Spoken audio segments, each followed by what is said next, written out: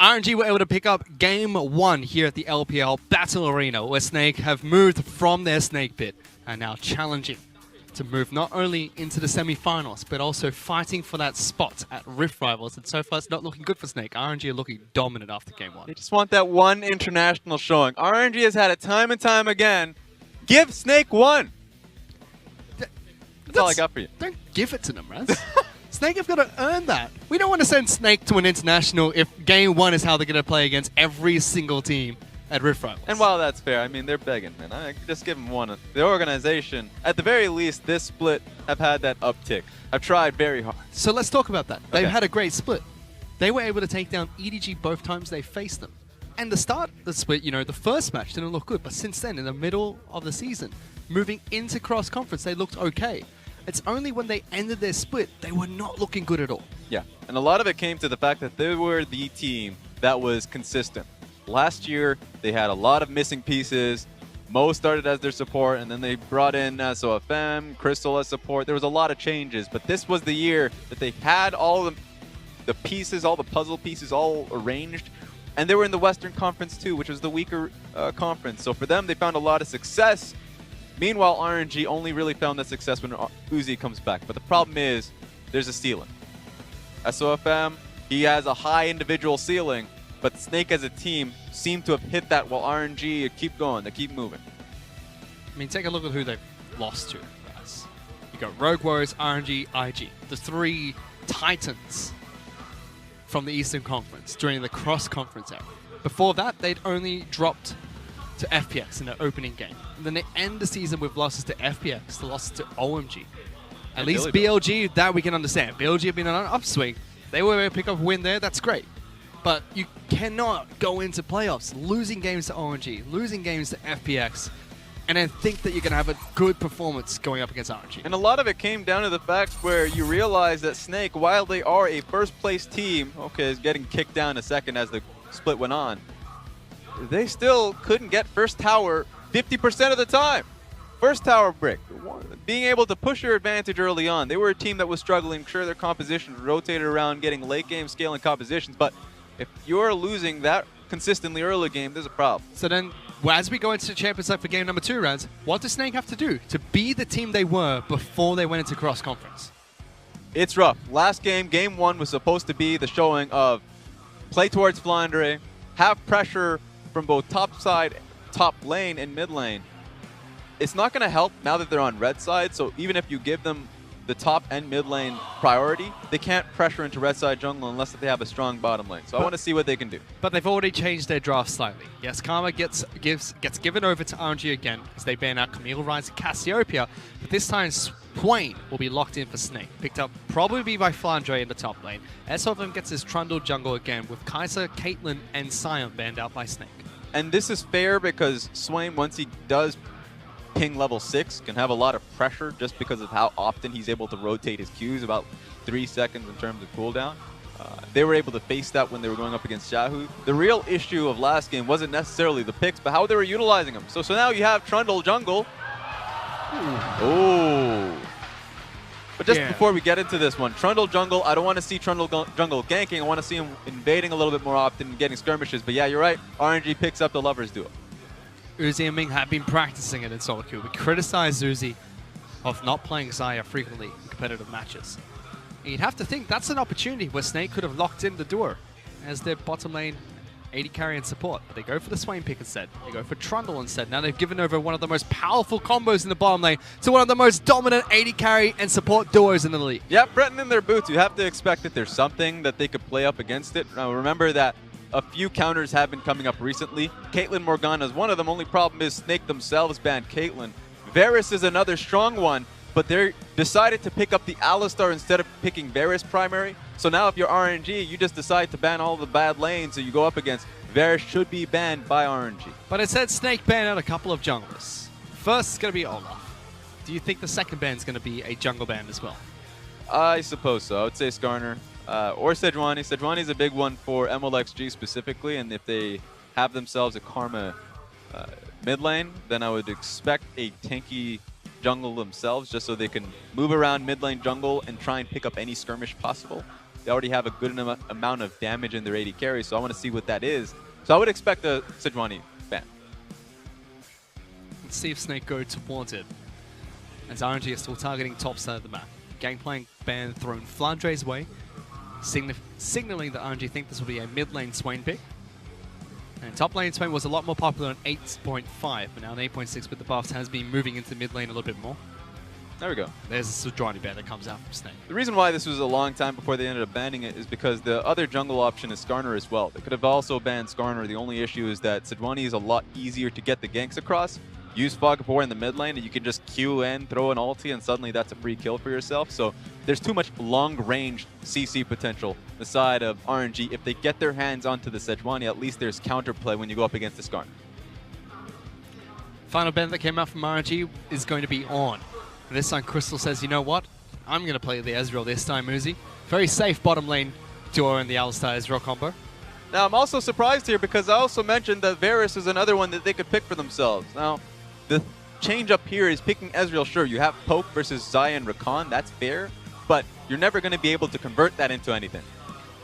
And also, you just descale once you get into the later portions of the game. So this is a mid-game centric composition from Snake, a team that has problems mid-game. So I want to see what Snake can do with Ezreal and Alistar on the bottom side of the map when they know they're going to get pushed in once again from the Xayah and Rakan. We'll have to see.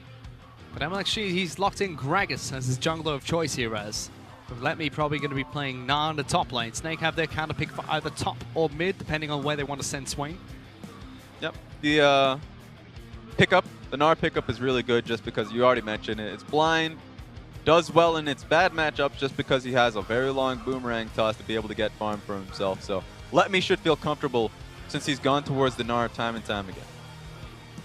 Flosker was talking about it earlier, as this could be a Vladimir in the top lane for Flandre. His champion pool was hit with a couple of nerfs earlier on in the split. Now there's his options. Does he play Swain or does he play Vladimir here, Raz? That's the big one. I think the greatest thing about Guoguo is the fact that he shares a lot of champions with Flandre. When Guoguo first came onto the scene last year, it was on Orianna and Vladimir, so that can just be switched. You'd have to look towards the 20-second mark to see if it gets swapped again, but Flandre going towards the Vladimir, possibly. Yeah, he's already swapped to Ignite, so that's a spoiler alert. I want to see the heal or Smite, just because that's been the go-to summoner spells if he has. He wants to kill him. He's going suppose. to try and kill him in the top lane, Raz. It's gonna be rough. But it is going to be Flandre picking up one of his signature picks of Vladimir. How the heck do Snake engage a team fight? Because besides Alistar's committal CC, I don't see too much else coming out from Snake's team comp. Yeah, it's going to be around flank positions. Now, Alistar, you're right, is the only point of focus if they can go in for easy headbutt pulverize.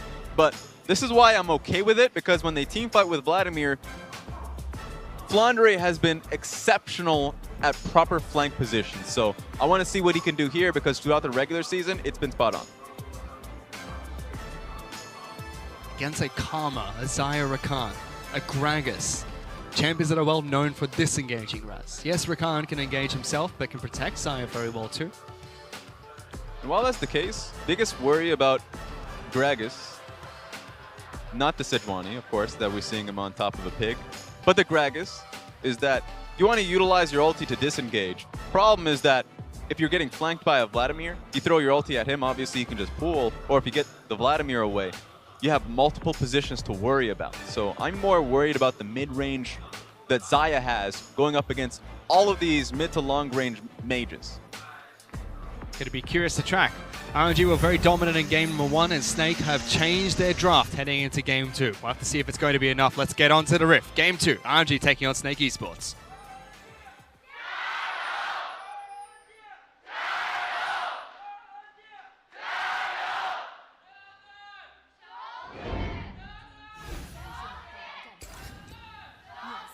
And although the arena is still packed with RNG fans, the passionate fans from Chongqing have made their way down to Shanghai and are still supporting Snake in their first trip out of the Snake. And it could potentially be their last, Raz, for this split, if RNG are able to pick up this series and move themselves not only into the Rift rival spot, but also progress into the semifinals. I want to talk about this level 1 that we were starting to see from Snake, just because they were trying to have a 3-man focus in this tri-bush so they could see if they get invaded on. Now, they moved away too soon because they wanted Swain to be in position for mid lane, But had they been invaded there, L-Star would have been in great position to get a proper level 1 flash pulverize. Look, Ezreal got a bucket of gold from that Q-Res. So now Snake are 100 gold ahead. And they will be for a lot of this match now. They're in the lead, Raz. I have faith in Snake now. Oh, is it that easy? I mean, that's how it works, right? You get the early lead, you tend to, snowball the game to victory. That's right. Yeah, one of the mental for RNG members would just be, at 15 minutes, let's get out of here. I can't handle the lead that they have in lane. But they don't go for that invade. And Elm actually doesn't decide to go towards top side of map. Puts a ward down, moves over towards his blue buff, picks that up. Now going to try and take down his Gromp. SOFM is doing the exact same thing on Trundle. Yeah, both of these junglers right now, other than perhaps MLXG, don't have the ability to go for early ganks. Reason why I don't think MLXG will go for it is just because he doesn't have the necessary setup tools in both mid and top lane. So it should just be them trying to get as much vision out in their first clear to see if they're Scuttle Crabs, just to get any insight in where SOFM is going. But SOFM has actually tried a very new thing by not going red side. He's just trying to take Scuttle Crabs really early on. Is it really a new thing when it's SOFM though, Raz? This man tries a new thing every game. Okay, it makes sense on the Zac just because of how Zac naturally clears. Doesn't make sense on the Trundle. And why is that? What's the difference between the clear that you'd see out of a Zac than what you see out of a Trundle? AoE from Zac is a big one, but also the blob, or at least his Q, being able to speed up the clear from both blue and Gromp. We see that quite a bit. So you can go for full blue side clear base, then go towards the red buff. Usually gets challenged there, but there's a thought process behind that. But the thought process here for SOFM by getting Scuttle Crab early is that he knows he's going to go top side for quite some time, and he wants to keep his bottom lane protected by the Scuttle Crab. Well, it's risky if he gets caught out there just because his red buff could get invaded on. Something that has happened though is now the ward from LXG has died. So if SOFM ever walks past that ramp in the mid lane, will not be spotted out by Gragas. He now has control of a Scuttle in the bottom lane. He has a ward just above the red buff on MLXG's side of the map. He's looking for a full clear as well. So he might spot him out now. Does not connect. Does Sal finally see him taking the Krugs though? Yeah, the fact that I would say it's a double whammy because Ming also utilized these Friars Orb in the bottom side, so there's only one camp that isn't showing. So you're essentially already know SOFM's doing his Krugs. So just from that information alone, Uzi and Ming should feel comfortable, aggressive, pushing in on this bottom lane, and it's going to be Hudie and Crystal just trying to weather the storm. So full clear coming out from SOFM. As you mentioned, he goes straight towards the final Scuttle Crab top side of the map. The Gambit seems to have paid off for Trundle. Gragas has already gone back to base. But we're checking in with this mid lane. Xiaohu, 11-2-16 in playoffs so far. Double MVP in the first playoff match, Raz. 81% kill participation. The man is a part of so many kills for his team. There's a reason why he's 3 for 3 in terms of MVPs. 3 games being played from RNG, and he's a part of every single one of them. So he's been having a standout performance. You already mentioned it in the last game. It's a real ramp up from the regular season to the playoff point. Right on time as well, because RNG have a tough bracket to go through for US. They're up against WE in the first round, now they're up against Snake, and the raid bot of IG is waiting for whichever team is able to come out of this best 5 series alive.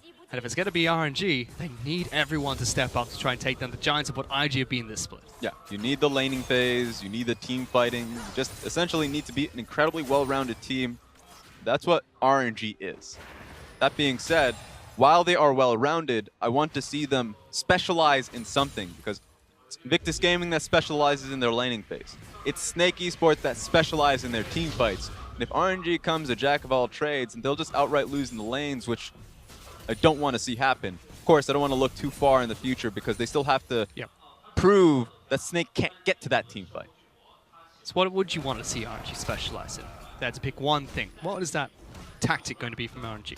Laning phase as well, funny enough, just because even though Invictus Gaming have strong laners, if you look at RNG, Xiaohu and Uzi are just incredible players. And in fact, Xiaohu is probably the most efficient one just because they don't necessarily play to Xiaohu early on. He gets his own advantages, and he utilizes it, you already saw in the kill participation that he had earlier on, to go to bottom lane. So they have a very clear focus in getting Uzi ahead. You already saw in his gold percentage, damage share. It is an Uzi team, but it's Xiaohu that makes it worthwhile because of essentially what he gets for himself. He had a good match in game 1. We'll have to keep track of his karma for game number 2. Bottom lane is still a heavy focal point for RNG because Uzi already leading in CS and has a massive wave to deal with as well. MLSG's trying to make his way down to the bottom lane, clearing out wards as he goes through the river. Crystal taking a lot of damage as well from Uzi, as well as Ming stepping up there in the bottom lane. There's not a lot for MLXG to do. The fact that he got double scuttle crabbed means that he can't extend through the vision of bottom or top lane without getting exposed. So sure, they know MLXG is here. The only reason why MLXG is able to do whatever he's doing now is because of the fact that Uzi and Ming are doing so well in lane. Well, Blue's going to come back up in a second. And SOFM is currently in base. No wards are going to spot him out just yet. The vision will come out from mid lane. Guokwa throws down his W. Yeah, they know this is happening. They just don't have Trundle, so this should be free from MLXG unless if a TP comes through. There has to be something that stops MLXG. Well, Hudia was trying to see if he could stop him, but MLXG picks up blue buff for himself. SOFM already rotating down to the bottom side of the map. It's not going to be able to pick that one up.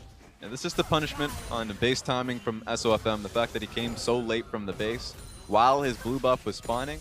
That shouldn't even been a thing that MLXG was able to get for himself, but he just punished it at the right time.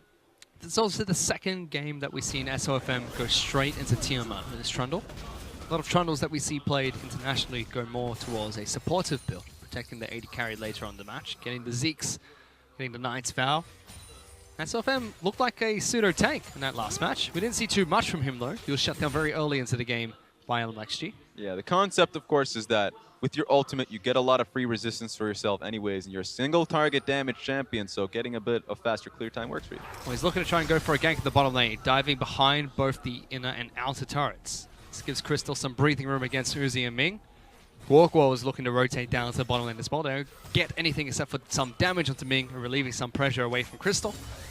Yeah, the result is just pretty unfortunate for Snake. The fact that all of that was a strong setup, but there hasn't been any bit of working on that tower anyway. So it'd take a long time for them to actually get the tower for themselves. Ooh. Again, being aggressive in this bottom lane. Uzi as well as being not afraid to step up. It's level 6 at the moment for both AD carries. Crystal tries to arcade shift away, flashes away from Ming's initiation as well. MLXG was waiting in the wings there as it could have been a pick for RNG. Yeah, Crystal has a big brain. The IQ is there. Big brain Crystal. Big brain. Massive IQ. Just saw that Ming was looking at him. He was like, all right, it's usually the hardest ability to be able to dodge from. The ulti flash from Ming. It did get nerfed a few patches ago. The hitbox on the ultimate is now a lot smaller than it used to be. True, you just have to be closer. But even if you're in mid-range, now you just get a heads up that he's in range to do it. So you have to still predict it from like when it happens. Something SOFM's taking Raptors, Raz. Yep. Takes Raptors away from MLXG, even when MLXG's on the exact same side of the jungle. Not afraid to tell Xiaohu where he is. He's wandering through mid lane, allowing Guokwa to take a negative trade. It's just a challenge time and time again. It's like, I took your Raptors. You can't take mine. If you look towards it, I have a Swain that's pushing in, and I'm just a stronger champion. So it's good decisions from SOFM ultimately. It's just getting the experience and gold lead for himself. I just want to see what it turns into, because it doesn't matter if he gets the lead, and if he can't, then, of course, push that lead elsewhere to the top lane, to the bottom lane. He needs to start pressuring on the map. It is a nice CS lead for himself. 20 CS up over MLXG at the moment. Rift Herald is about to spawn as well. Finally checking in with the top lane, which has once again been an island between Let Me and Flandre, the same way it was in the last series. But this time we have pseudo carries being played by both these players. Let Me on Gnar, Flandre is going to be picking up Vladimir, already completing his first item, Shirelia's Reverie. Shirelia's Reverie. It is now an ability power health-based item, so it makes sense for Vladimir to pick it up. 480 AP, so it's still decent. It's still decent. I was wondering what, of course, the Vladimirs of today would go towards, if it's the Spooky Ghosts that also has a similar AP value, or the much better option Shirelia's, because it also has the HP on itself as well. And the active is just crucial. Exactly. Flandre's going to try and flank.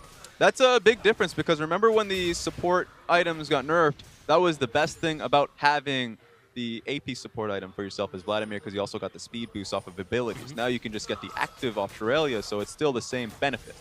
Gotta go fast, and when you don't pack too much initiation from the side of Snake's team comp, the faster you can go, the better. But they're collapsing into the bottom lane. Teleport's being thrown down by Snake as well. Uzi and Ming trying to go back away from this one. Initiation onto Ming, but he dives straight back in against SOFM. Trying to go dueling against MLXG. Flashes away, not going to be enough. Xiaohu gets first blood. Teleport gets cancelled on the top side of the map as well. Yeah, great cask from MLXG to make it even harder to look for a gank. So, yeah, I don't know, man. Crystal and Hudier, they're trying to defend this, but I think they have to concede. Well, Gorgo is making his way down as well. It could be first blood and first turret to RNG if they're able to continue this pressure. Hudier jumps in, takes a bit of damage, locked down by Uzi as well as me. Crystal, why are you going forward against that? He takes half his health and damage as well. RNG going to continue pushing.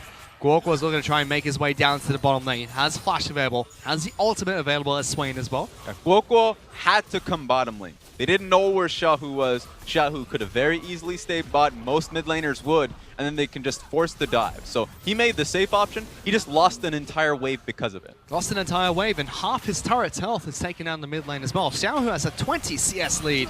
Good damage coming out from Guoguo against Karma, but Xiaohu frankly doesn't care about that damage at this point in the game. He definitely doesn't. At this point, you just really need Guoguo to get his first item. It looks like he's working towards the Abyssal Mask. So once he gets Abyssal Mask, he'll be able to walk up a little bit more aggressively. But Seraph is already complete for Xiaohu. Ultimate gets popped by Guoguo as well, trying to chase him down. Not going to get anything from it. Good move by Xiaohu. That's all the soul shards from Swain gone. Exactly, and that was his first ulti as well. So first ulti is usually the easiest one to get the most damage out of, just because that's when you can make the benefit of your full soul shards. So just baiting it out. Now Guoguo has to work on it again. Where are you running? Gonna go fast, Raz. It's like NASCAR. He takes another left turn. And then they go back to farming, because that's top lane. Yeah, why are we even looking up there? I mean, on the bottom lane, Hudia fancies a piece of Uzi. Ming's gonna try and collapse. Crystal is down here.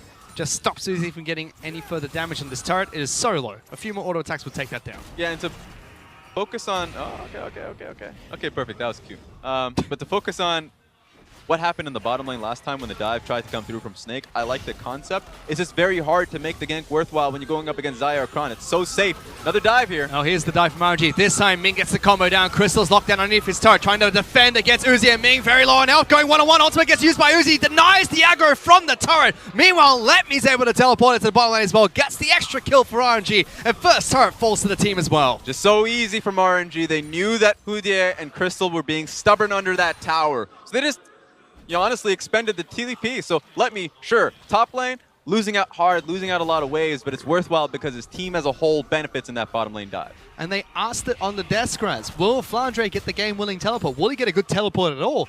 Cancelled his first one. Letme has the teleport advantage. He makes the first proactive play from the top lane in this series. It's just so hard. And this is where you look at a Xayah Rakan lane, and you're like, especially versus Snake, and you do not want that being played. Because Flandre, in this scenario, he would have went for the TP flank, but it's so hard when both of these champions, both Xayah with her ulti and flash, and then Ming, of course, has two ways to just go towards wherever Xayah is to get out of that scenario. Still has his charm, still has the flash as well tagged with him. So it's just so hard to make those dives work, to make those ganks work, when there's just so many ways to get out of it. Flandre is able to chip away at top lane, out to turret. Doesn't matter, because Uzi as well as Ming have rotated towards top side of the map. They're going to continue pushing against this outer turret in the top lane. Cloud Dragon gets taken down by RNG as well. 2,000 gold on the lead. Looking strong. Very similar to their play that they made in game one. This is just weird lane assignments from Snake. I guess they're trying to go for a gank here. Trying to lock down Xiaohu. Pillar is able to pull Xiaohu back. The chains are going to connect. Locking down Guoguo just forces a summoner spell. That's all they get. Yeah, and Xiaohu just has to survive. Speaking of surviving.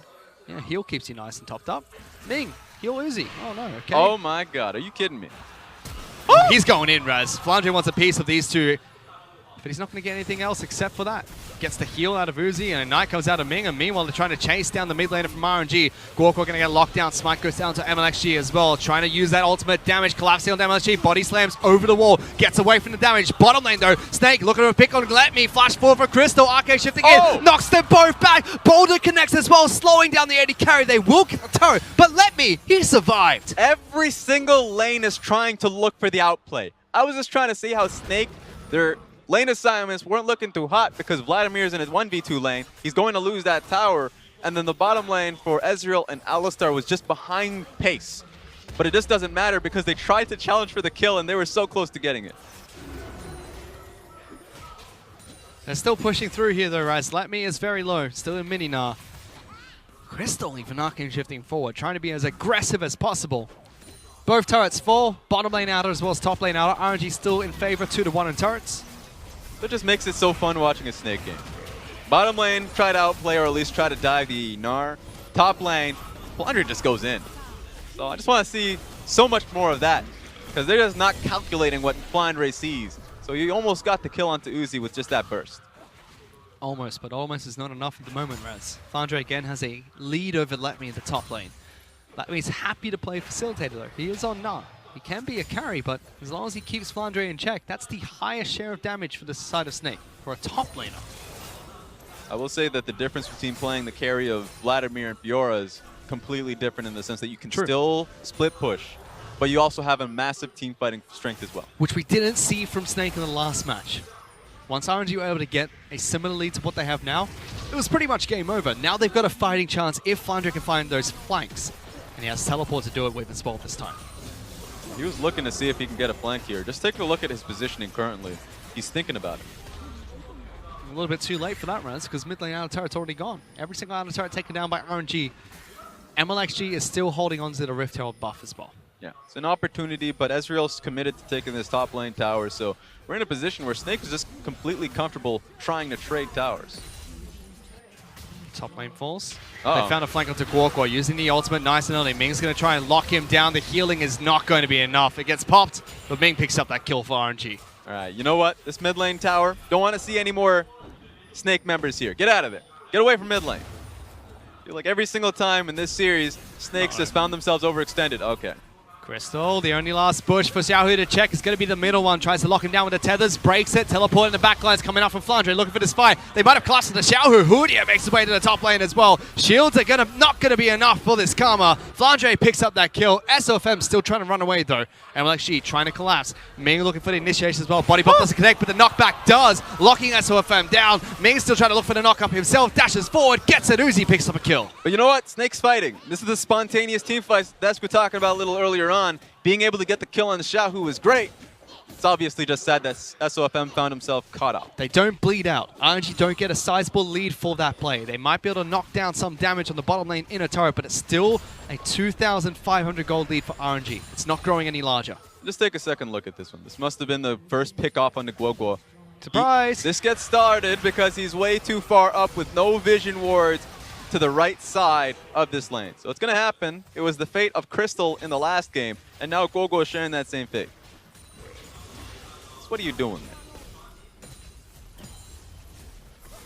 I would say the biggest takeaway, of course, is the fact that the vision control is not even in favor of Snake in those scenarios, because Snake has been a great team of getting those control wards down. Sure. Not necessarily defending it all too well, but still being very cognizant of it. This has not been true this series. Have they been better than RNG, though, throughout this split? Because we say, yes, they've been good at it, but have RNG been equally good at vision control, or if not better? I would say effective vision control for RNG just because they've been a team that has lane control, and then they just don't lose it. Meanwhile, Snake have been finding opportunities, being able to place it down, and sometimes they would have to replace that vision. That was definitely true in the last year. It's gotten better, but better's not good enough when you're going up against RNG.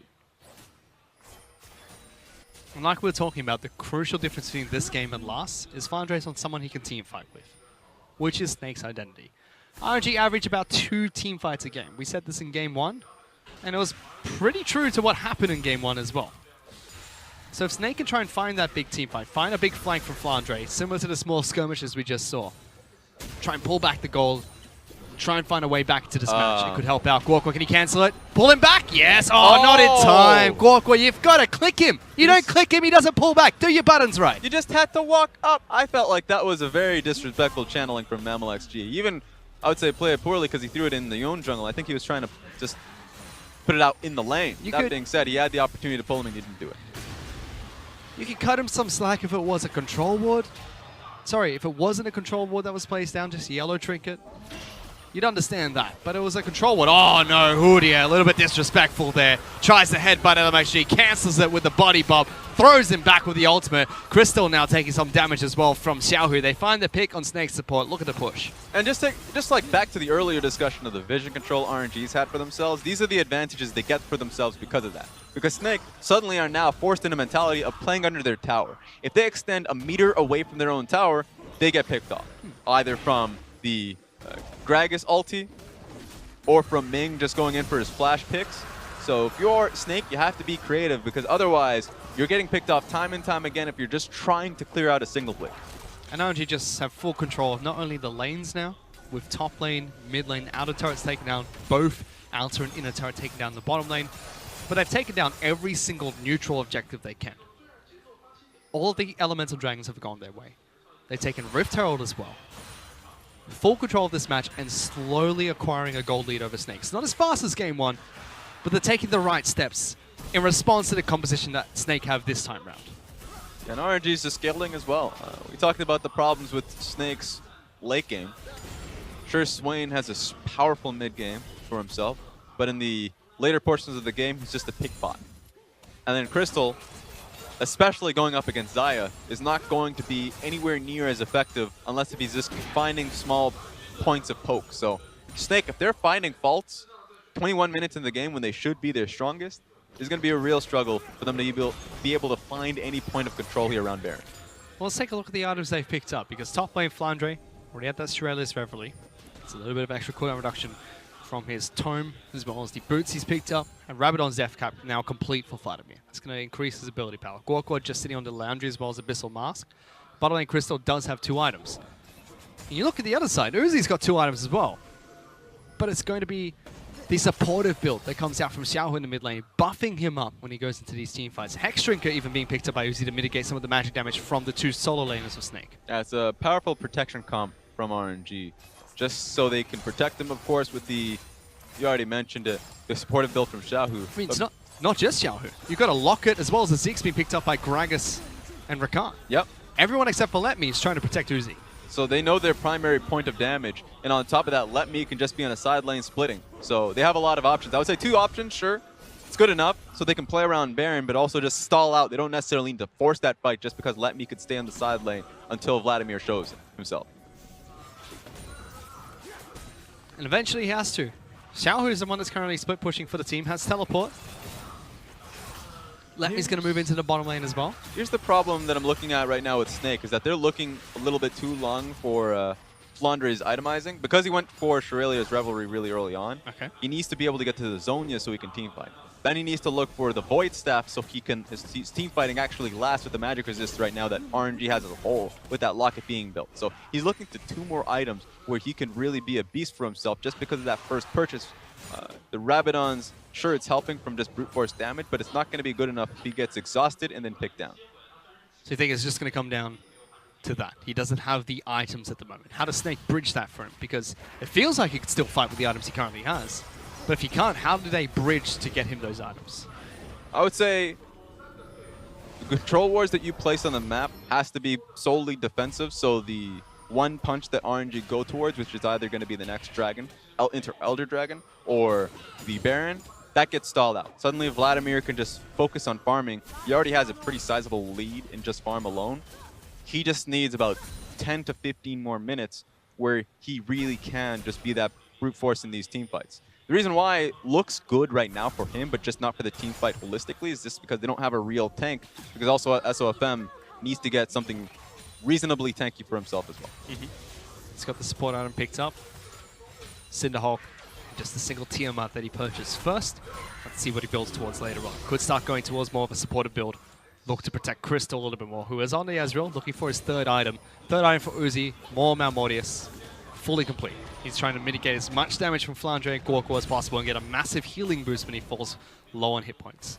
Yeah, so that's really good for him. If it's not already incredibly protective to just be a Xayah in situations where you're getting dived, with Locket and all of that, he has a defensive item for himself. Usually I would criticize it and say that's a little bit too much. You should just go straight towards your Infinity Edge. You should be comfortable with the protection that you already have for yourself. Right now, RNG is playing so well in this mid game that it should be a reasonable boost for this next team fight. If they lose this next team fight, then yeah, you know what? I'm judging you. Right now, RNG is showing that they play well around their spikes. Could be the make or break in the next team fight, though. That more keeps him alive, survives long enough, gives him the healing boost he needs to output as much damage as possible, heal back up against the burst that will come out from Vladimir as well as Swain. Potentially turn the tides for RNG. They often look towards their AD carry when they need to pull a game or 2 out of the hat. And right now, they're 5,000 gold up. Uzi, he's been playing well. He's 3-0-2 on the Xayah. He's out CSing Crystal. He did well in lane as well.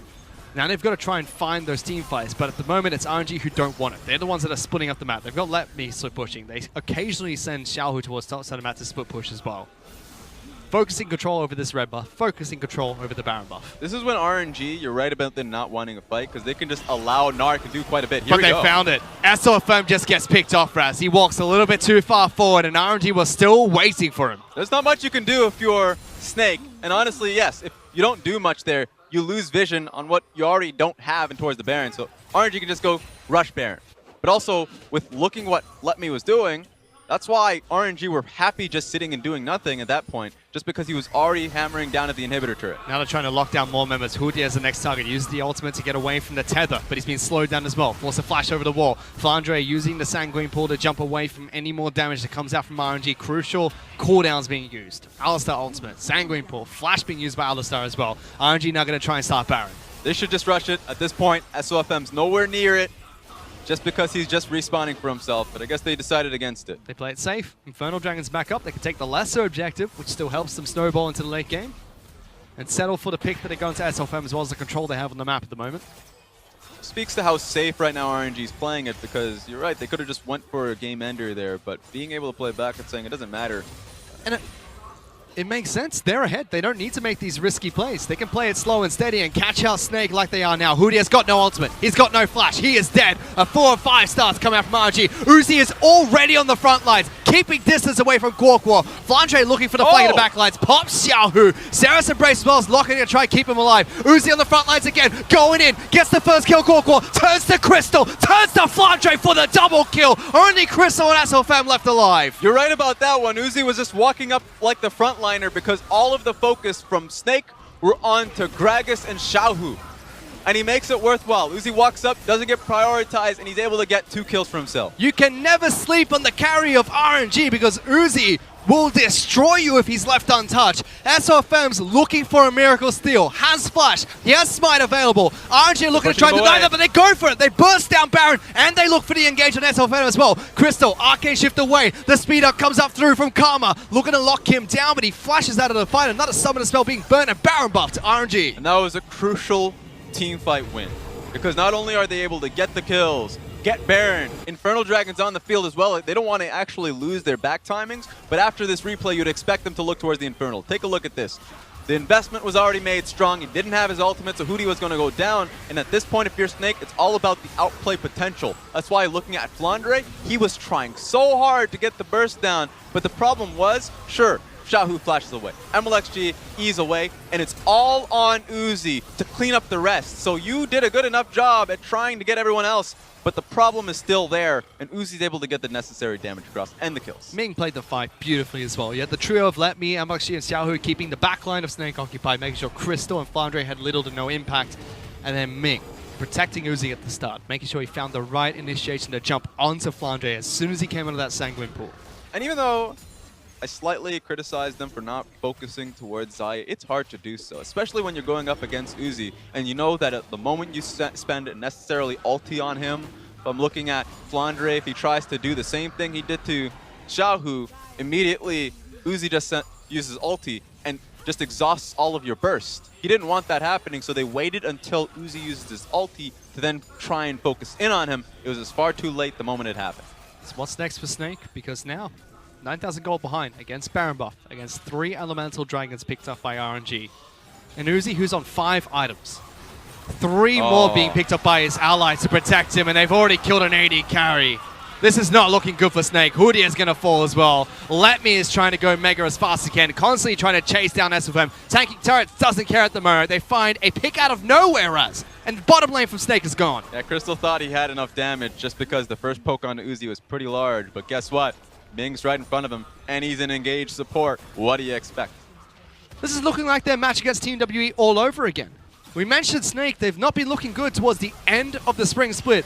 RNG have been surging towards playoffs, and Game 2 is as dominant as Game 1 so far. It's a big call out for the next, of course, team, Invictus Gaming. Honestly, it's RNG just making the run and saying that we're good enough. So how does Snake stop them from getting there? Because they still have a series in their hands. They still have this match. There is somehow a possibility for Snake to turn this one back around. But if not, they've still got an entire series on their hands. They can try and find the reverse sweep if they drop it here.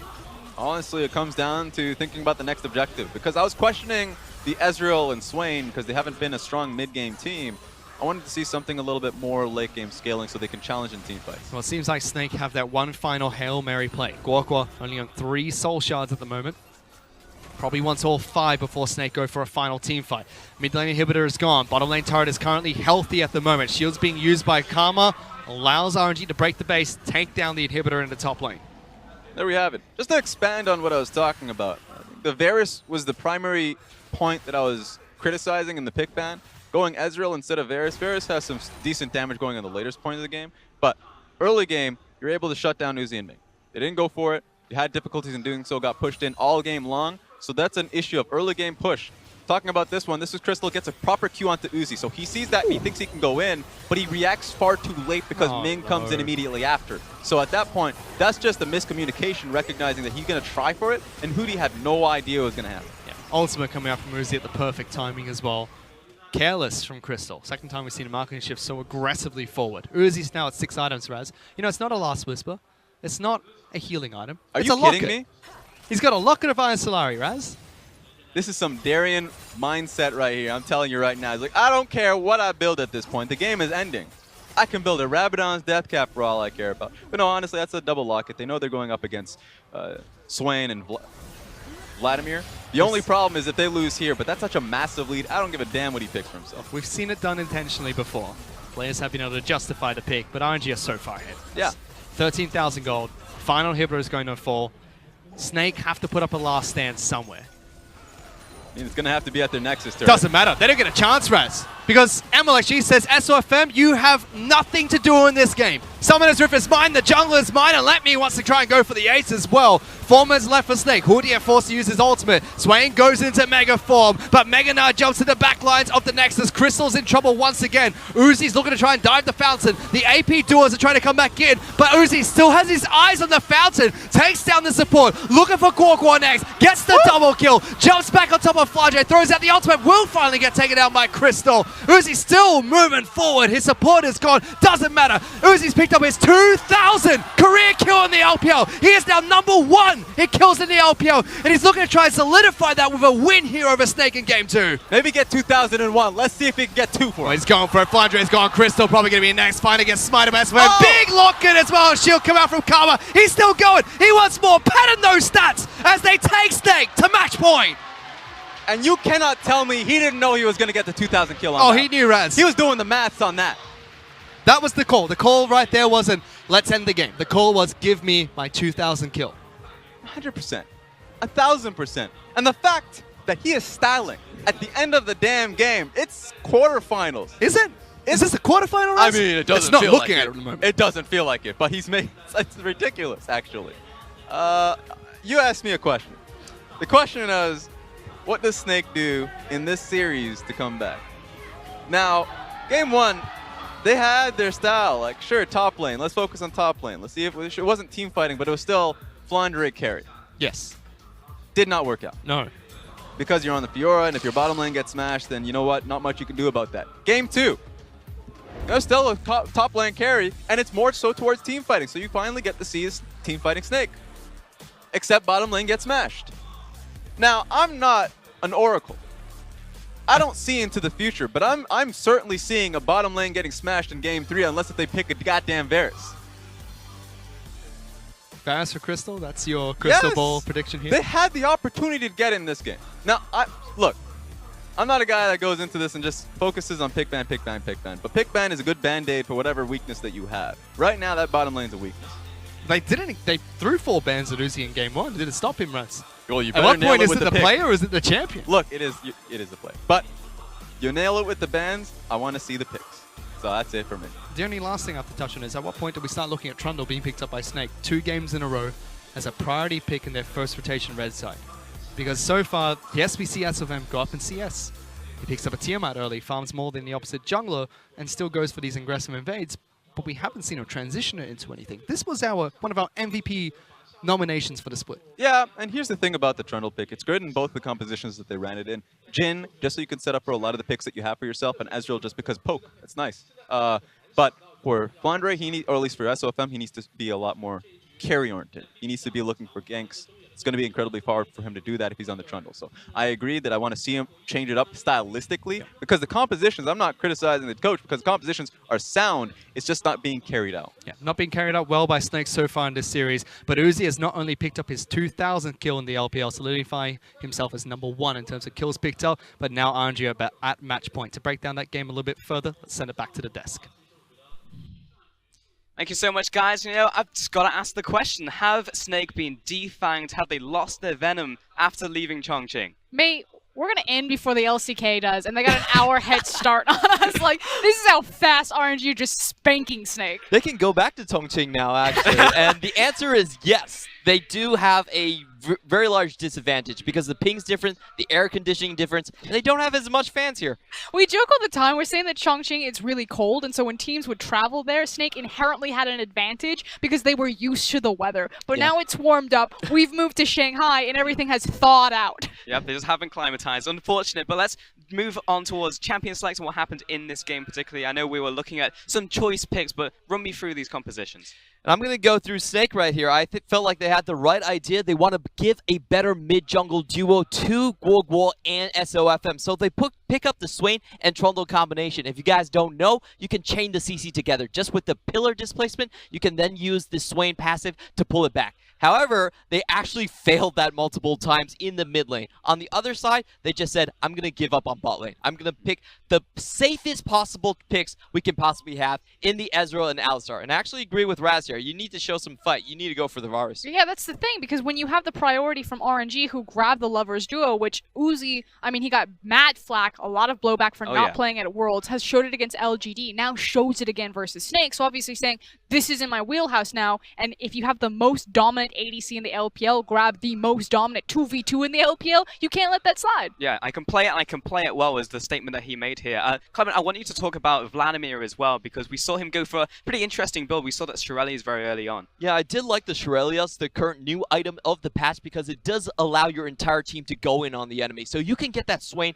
into the team fight as well. That's the big point they want to do, and also to layer that Hemo play, get the damage amp on 2 AP items just to go in. It's a good team fight type of build. However, we never actually saw it used. Yeah, and the other thing that was really wonky is then he goes from Reverie into Death Cap as a second item. And Clement, we were talking about this a little bit. Like, yes, you're not getting the gold efficiency because you don't have the secondary AP item to go with it. But by having double needless, like, I still feel that you get decent damage ramp up during your, item build path while you are in that elongated 1v1. I was laughing at that build because what Flandre was thinking was, I need to burst damage to just kill someone and drag my team out of the gutter hard carry. Yeah, I need to hard carry. I can't go with Leandri's and wait for 5 seconds for it to stack, so I have to go for the death caps. Yeah, I just don't have time. But we did see that cool play in top lane where he almost popped Uzi, burnt the heal, burnt the ignite as well. Yeah. So the idea was there, the theory was there, but we never really saw it come to fruition because of how the game went. And I think a lot of that really happened in the bottom lane, like that initial gank comes through, and it was the follow-up gank that just sealed the deal.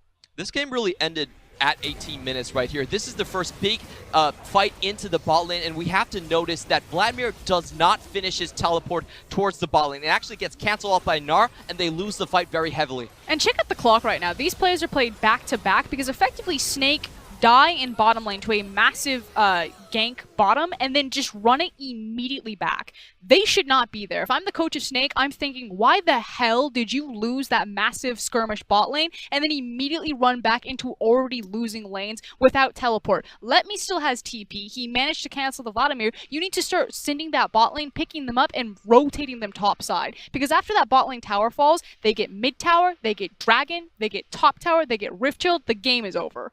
Pretty much, and Let Me even is able to defend the bot lane for such a long time that the other members of RNG take the entire jungle away as well. So after those 2 plays, the game is pretty much set. Oh yeah, for sure, and I think it was that mid lane fight that really just sealed the deal. After that, it was like all those plays into the mid lane, culminated into the Baron after that, and pretty much the entire game from there on out. Yeah, this was really just the cherry on top. And Snake, they're trying to front something. Again, Clement's going to talk about the Vladimir. Flandre is trying so hard to hard carry his team.